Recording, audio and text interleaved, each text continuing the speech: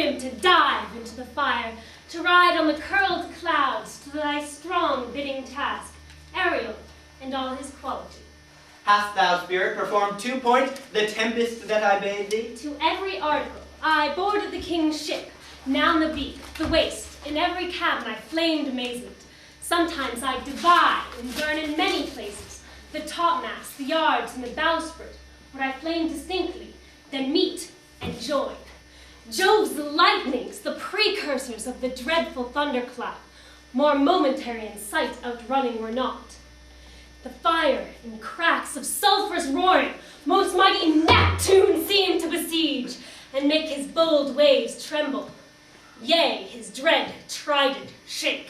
My brave spirit, who was so firm, so constant, that this coil would not infect his reason? Not a soul, but felt a fever of the mad and played some tricks of desperation.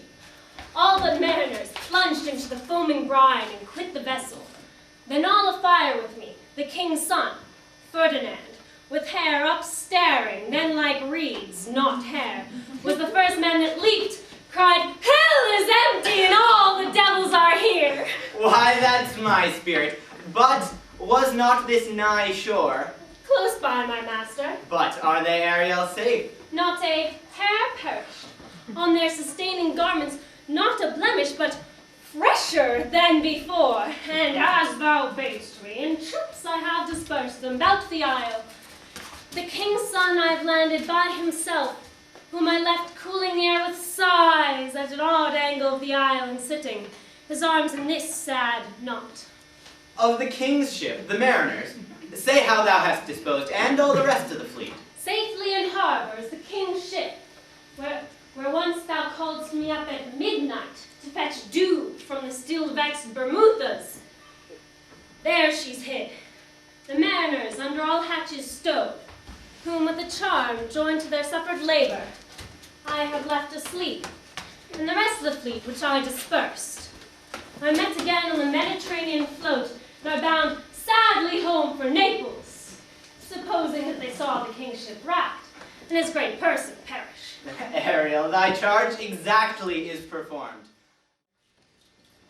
Come with the thought, I thank thee, Ariel, come. Thy thoughts I cleave to, what's thy pleasure? Spirit, we must prepare to meet with Caliban. Aye, my commander! Say again, where didst thou leave these varlets? I told you, sir.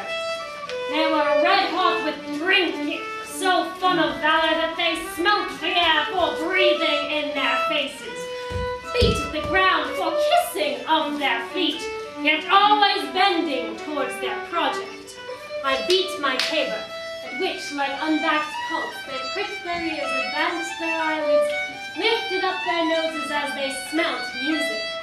I charmed their ears with calf-like, they my lowing followed through, toothed briars, sharp furzes, pricking goss and thorns that entered their frail shins. At last I left them in the filthy mantled pool beyond your cell. Hair dancing up to the chins, their foul lake o'erstunk their feet. This was well done, my bird. Thy shape invisible retain thou still. The trumpery in my house, go bring it hither, for stale to catch these thieves. I go. Now does my project gather to a head. My charms crack not, my spirits obey, and time goes upright with his carriage.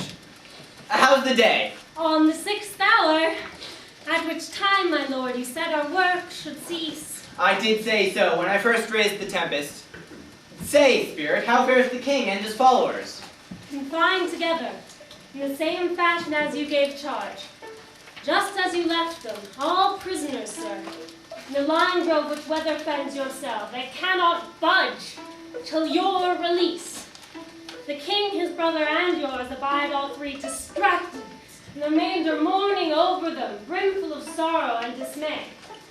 But chiefly, him that you termed, sir, the good old Lord Gonzalo, his tears run down his beard like winter's drops from eaves of reed. Your charm so strongly works them that if you now beheld them, your affections would become tender. Dost thou think so, spirit? Mine would, sir, were I human. Quickly, spirit, thou shalt ere long be free. Where the bee sucks, there suck I. In a house of spell I when owls do cry, on a bat's back I do fly, after summer merrily.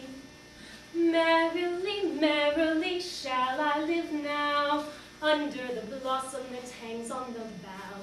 Merrily, merrily shall I live now, under the blossom that hangs on the bough. Merrily, merrily shall I live now, under the blossom that hangs on the bough. Merrily, merrily shall I live now, under the blossom that hangs on the bough. Why, that's my dainty Ariel, I shall miss thee.